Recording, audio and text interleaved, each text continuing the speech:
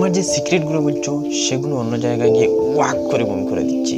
কারণ সম্পর্ক যখন শুরু হয় তখন তো লাফাচ্ছে সবাই, একদম ল্যাংটা হয়ে লাফাচ্ছে সবাই। আচ্ছা, এমন কোনো উপায় কি জানা আছে যে উপায় খুব সহজে মানুষ চেনা যায়? কোন মানুষটা ভালো মানুষের মুখোশ পরে তোমার সামনে দাঁড়িয়ে আছে কিন্তু পেছনে পেছনে তোমাকে চুরি করতে চায়? কোন মানুষটা আজকে তো তোমার কাছে খুব ভালো মনে হচ্ছে কিন্তু কালকে সে এমন কিছু করবে না তো যেটার জন্য তুমি খুব হার্ট হচ্ছ? কোন মানুষটার সাথে তোমার অ্যাকচুয়ালি মেশা উচিত আর কোন মানুষটার সাথে অ্যাকচুয়ালি তোমার মেশা উচিত না? জানা আছে এমন কোনো নিয়ম, এমন কোনো উপায় যে উপায় তুমি খুব সহজে মানুষ চিনতে পারবে? যদি জানা না থাকে তাহলে কোনো অসুবিধা নেই, কারণ আজকের ভিডিওতে ওই সমস্ত বিষয়গুলো নিয়ে পয়েন্টগুলো নিয়ে আলোচনা করব, যেভাবে আমরা কোনো মানুষকে খুব সহজে কিছুটা হলেও চিনতে পারব। তো বন্ধুরা, ভিডিওটির সাথে থাকুন আর ভিডিওটিতে একটি লাইক করে দিন। আর যদি আপনি ইউটিউব ছাড়া আমার অন্য কোনো প্ল্যাটফর্মে দেখে থাকেন তাহলে যাও এক্ষুনি আমার ইউটিউব চ্যানেলকে সাবস্ক্রাইব করো।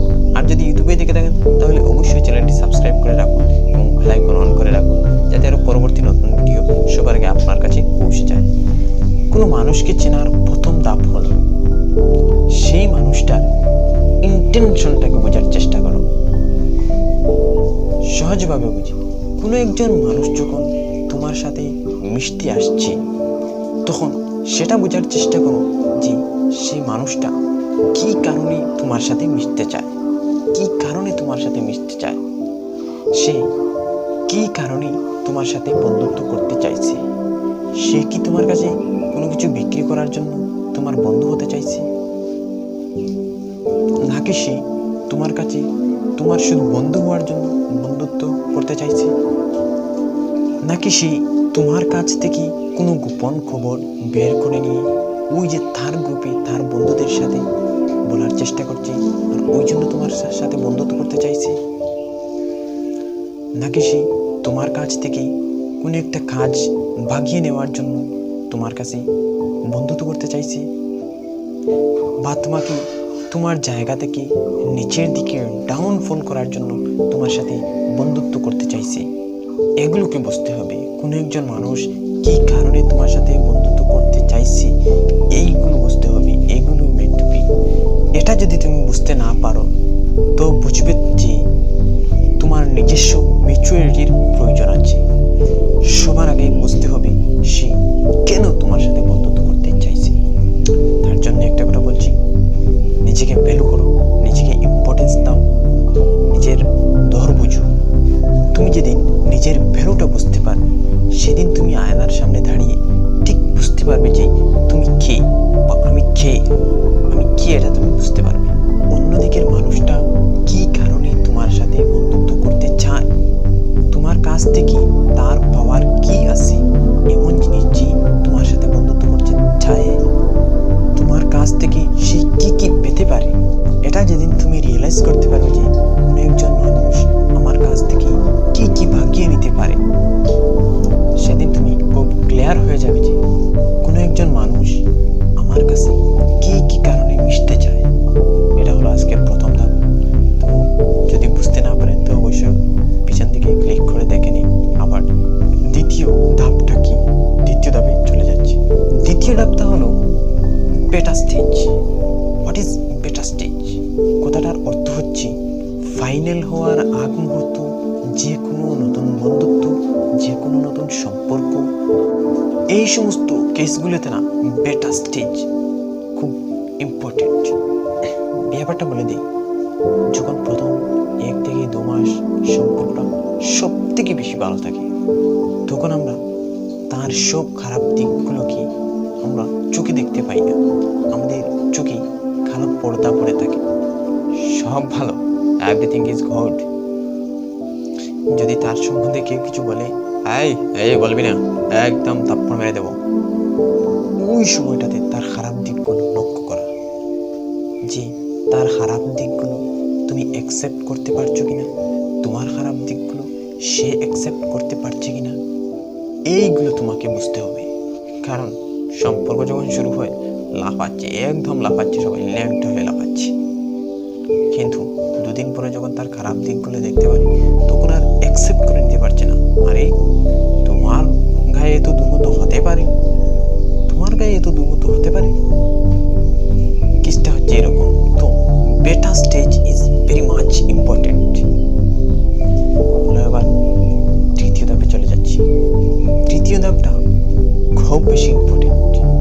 বেশিরভাগ সময় কোনো একজন মানুষ আমাদের সামনে এসে যে এমন এমন কথা বলে, যে কথাগুলো শুনে আমরা ইমপ্রেসড হই, যে কথাগুলো শুনে আরে মনে হয় আরে সাবাস সাবাস, এটা তো আমি ভাবছিলাম, আরে একদম মনের মতো কথা বলছি। বা বিশেষ করে আমরা বেশিরভাগ সময় মানুষের টিপে পড়ে যাই যখন আমরা মেন্টালি একটু উইক থাকি। সেই সময় এসে কেউ একটু ইমোশনাল কথা বলবো, আমাদের সে সহজেই বন্ধ হয়ে গেল। এটা করা যাবে না, এটাকে আজ থেকে বন্ধ করতে হবে, টোটালি বন্ধ করতে হবে। একটু স্ট্রং হতে হবে, ভেতর থেকে একটু স্ট্রং হতে হবে। নিজেকে স্ট্রং করো, মানে বেশি দিন ওই যে লাউ গাছের মতো অন্যের গা বেয়ে বেয়ে এরকম বেয়ে বেয়ে অন্যের মতো অন্যের গায়ে চড়ে চড়ে এরকম বেশি দিন বেঁচা যাবে না। সবার আগে নিজের পায়ে দাঁড়াও, নিজের শক্ত সামর্থ্য হয়ে বাঁচতে শেখো।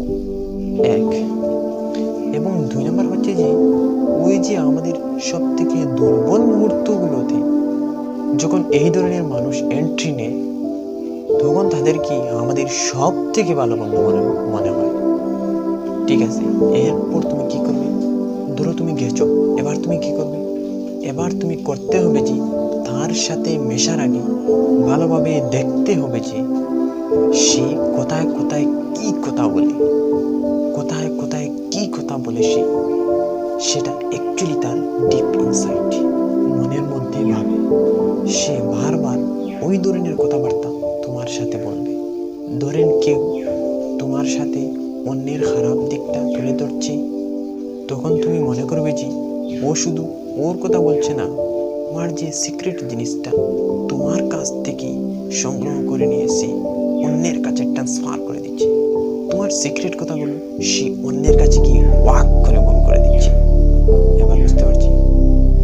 4 নম্বর ধাপটা হচ্ছে মানুষের সাথে মেশার আগে একটা জিনিস ভালো করে খেয়াল করে দেখবেন যে মানুষটা নিজেকে নিয়ে কি খুব বেশি কথা বলে, নিজেকে নিয়ে বেশি বড় বড় কথা বলে। ওই ধরনের মানুষ না আন্দর সে একদম কোকলা হতা হয়, ভেতর থেকে একদম ফাঁকা, বসির মতো একদম ফাঁকা কলসি। ফাঁকা কলসি যার আওয়াজ বেশি। মানুষ যখন তার নিজের দুর্বলতাকে ডাকতে চায় তখন সে ওই জায়গা থেকে বানিয়ে বানিয়ে বড় বড় কথা বলে। ওই জায়গাটা তাদের বুঝতে হবে, ওই জায়গাটা তাদের কিরকম। যখন কোনো একটা মানুষ তার কোনো একটা জায়গা থেকে বেশি করে তোমার কাছে দেখাতে চাইবে তখন বুঝবি সেই জায়গাতেই কোনো একটা গাবলা আছে, সেই জায়গাতেই কোনো একটা গাবলা আছে। কারণ গাবলা আসেই বলে সে লুকাতে চায়, আর লুকাতে চায় বলেই ওটা নিয়ে বড় বড় কথা বলে। হ্যাঁ, একদম বড় বড়। বুঝতে পারছি। এবার 5 নম্বর পয়েন্ট। 5 নম্বর পয়েন্টটা হচ্ছে সব থেকে ইজি একটা পয়েন্ট, নিজের ম্যাচুরিটি বাড়াও। এটাই ভাবো না যে সবাই তোমার ভালো চায়, এটা ভাবো না যে সবাই তোমার খুব কেয়ার করে।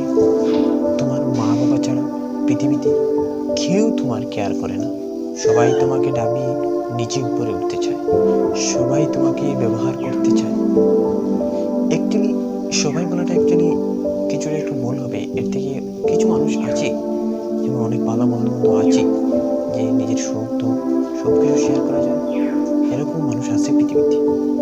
সবাই বলাটা যায় না অ্যাকচুয়ালি, আর বলতে গেলে কিছু মানুষ বলা যায়। আমার অ্যাকচুয়ালি বলাটা ভুল হবে, কিছু মানুষ বলা যায়। কিছু বন্ধু থাকে একদম নিঃস্বার্থভাবে লাইফে, এমন বন্ধু থাকে। আর সবশেষে একটি কথা বলছি, নিজের বিষয়ে কাউকে বেশ কিছু বলতে যাবে না। সময় পরিবর্তনের সাথে সাথে অনেক প্রবলেমে পড়তে পারে। আর বন্ধুরা, সবার শেষে একটি কথাই বলবো যে আপনারা ভালো থাকবেন, সুস্থ থাকবেন। আর যদি সাবস্ক্রাইব না করে